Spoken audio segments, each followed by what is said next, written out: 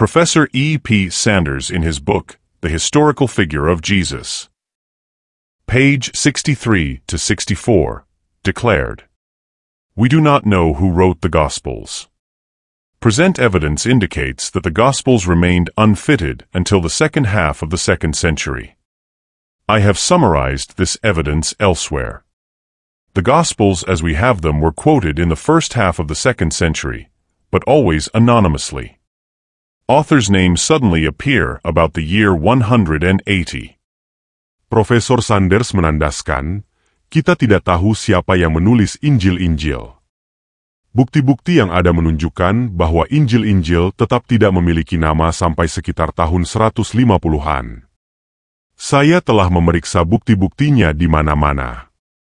Injil-Injil sebagaimana yang kita miliki sekarang ini, dikutip sebelum tahun 150-an, tetapi tanpa nama. Nama-nama penulis tiba-tiba saja muncul sekitar tahun 180. Injil-Injil ini adalah karangan orang-orang Romawi pengikut Paulus yang menulis Injil bukan untuk umat Yahudi, atau umat Yesus, tetapi untuk kepentingan orang-orang Romawi penganut filsafat Yunani. Sedangkan pada masa itu, diperkirakan setidaknya ada lebih dari 300 Injil yang berbeda-beda dan tersebar di berbagai gereja, tanpa diketahui siapa penulisnya. Kelak beberapa di antaranya ditemukan kembali, seperti misalnya Injil Barnabas dan The Shepherd of Hermes yang mengundang banyak kontroversi, khususnya bila dihadapkan pada Injil-Injil produk ajaran Trinitas. Pemberian nama-nama pada Injil baru dilakukan pada tahun 180 Masehi demi kepentingan mempertahankan Injil-Injil yang dianggap sesuai untuk masuk ke dalam kanonisasi Alkitab. Jadi, jika Anda melihat nama Matius dan Markus di dalam Injil, jangan buru-buru membayangkan bahwa Injil yang mencantumkan nama mereka itu adalah hasil tulisan tangan Matius atau Markus. Ini adalah rekayasa gereja yang telah mencatut nama mereka agar sidang kanonisasi meluluskan Injil-Injil tersebut masuk dalam Alkitab. Hal ini dijelaskan pula oleh Profesor Alvar Ellegard dari University of Gothenburg, Swedia, dalam bukunya Jesus, 100 Years Before Christ, halaman 188 yang menulis. Thus we can only conclude that ascribing the authorship of the Gospels to a certain of Jesus' disciples was a step taken towards the mid-2nd century AD by a member of the Church who, like Papias and Justin, were eager to find, or indeed fabricated, support for the view that the Gospels they chose to accept as canonical were the memories of Jesus' contemporaries. Profesor Alvar Ellegard mengatakan, dengan demikian, kita hanya dapat menyimpulkan bahwa mencatut nama murid-murid Yesus sebagai penulis Injil-Injil adalah suatu langkah yang diambil sekitar tahun 150-an oleh para pemimpin gereja, seperti Papias dan Justin, yang demikian bersemangat untuk memperoleh, atau malah memalsukan dukungannya agar orang menganggap bahwa Injil-Injil yang mereka pilih sebagai kitab suci tersebut merupakan tulisan orang-orang yang hidup di zaman Yesus. Dengan mencantumkan nama murid-murid Yesus, berarti Injil tersebut harus diterima karena seolah-olah ditulis oleh murid Yesus, atau saksi mata kehidupan Yesus. Sementara gereja sendiri, secara turun-temurun tetap menyembunyikan kepada jemaat mereka sebuah kenyataan bahwa Injil-Injil yang mereka pilih, sesungguhnya bukan hasil kerja murid-murid Yesus. Ini dijelaskan pula secara detil oleh Herman Hendricks dalam bukunya From One Jesus to Four Gospels. Sementara itu pendapat yang sama juga dikemukakan oleh Uskup John S. Spong dalam bukunya Why Christianity Must Change or Die, halaman 15 sebagai berikut.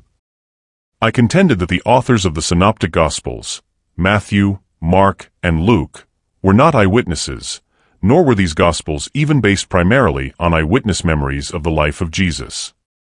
Profesor Spong menegaskan, saya yakin bahwa para penulis Injil-Injil Matius, Markus dan Lukas bukanlah saksi mata, dan bahkan Injil-Injil ini malah tidak didasarkan pada catatan-catatan para saksi mata kehidupan Yesus. Dari sedikit keterangan ini, wajar saja bila kemudian timbul pertanyaan di benak kita, siapakah sebenarnya orang-orang yang namanya dicatut sebagai penulis Injil kanon? Seperti misalnya, siapakah sebenarnya orang-orang yang kemudian namanya disebut sebagai Markus, Matius, dan Lukas? Semenjak konsili gereja Paulus di Nisea, atau lebih dikenal dengan sebutan konsili Nisea 325 Masehi, Umat Kristen hanya mengenal 4 Injil kanonik atau 4 Injil induk. Keempat Injil tersebut ditulis oleh orang-orang tidak dikenal, namun kemudian diatasnamakan sebagai Injil-Injil Markus, Matius, Lukas, dan Yohanes.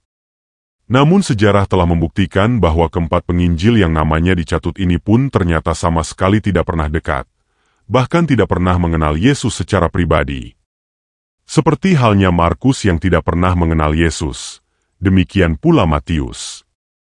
Ia hanyalah seorang mantan pegawai rendahan pemungut cukai pada zaman jauh setelah Yesus tiada. Sedangkan Lukas adalah tabib pribadi Paulus yang juga tidak pernah bertemu, apalagi mengenal Yesus secara pribadi. Adapun Paulus, alias Saulus dari Tarsus, juga dipastikan tidak pernah mengenal Yesus secara pribadi. Konon pula bila ada yang mengatakan bahwa ia pernah menjadi salah satu dari 12 murid Yesus. Perlu diketahui bahwa sebelumnya, Paulus justru adalah tokoh yang pro-Romawi, musuh nomor 1 Yesus, yang terlibat dalam pembantaian dan pembunuhan besar-besaran terhadap generasi awal pengikut Kristus. Namun setelah peristiwa yang diduga sebagai penyaliban Yesus, Paulus mengaku bertobat, lalu ikut berdakwah bersama Barnabas. Akan tetapi dalam banyak hal menyangkut ajaran Yesus, Paulus selalu berseberangan paham dengan Barnabas, sehingga akhirnya Barnabas meninggalkannya. Bila setelah itu catatan sejarah tentang Barnabas seolah-olah seperti hilang di telan bumi, maka sebaliknya, Paulus justru mulai membuat sejarah luar biasa mencengangkan dalam proses perkembangan ajaran Kristen dan kitab-kitab Injil setelah Yesus tiada.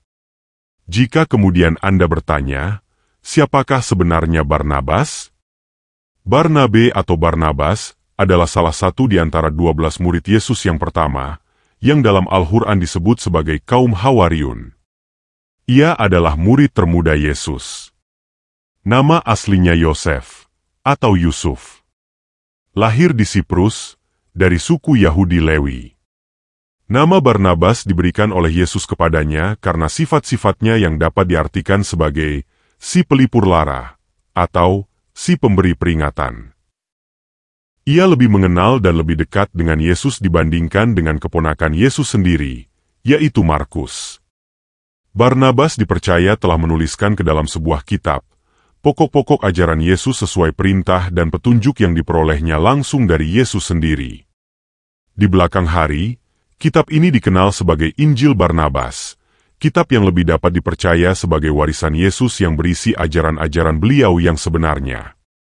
Data tentang Barnabas memang sedikit, apalagi beberapa kitab seperti Perjalanan dan Ajaran Para Rasul telah dimusnahkan oleh Gereja Paulus, sehingga berbagai informasi penting tentang Barnabas dan generasi awal pengikut sejati Yesus pun ikut raib bersamanya. Sampai di sini, kita patut merasa prihatin, bahkan kasihan, bila menemukan ada di antara pengikut Paulus yang secara membuta, bersikukuh bahwa para penulis Injil-Injil kanonik adalah murid-murid Yesus, yaitu orang-orang yang sangat mengenal Yesus, sekaligus adalah saksi mata kehidupan Yesus. Karena faktanya, para pakar Alkitab, bahkan orang-orang berkedudukan tinggi dalam gereja sendiri, dengan tegas menyatakan bahwa sesungguhnya Injil-Injil kanonik di dalam Alkitab adalah karangan para penulis fiktif. Demikianlah yang sebenarnya. Semoga bermanfaat. Salam untuk umat yang mengikuti petunjuk.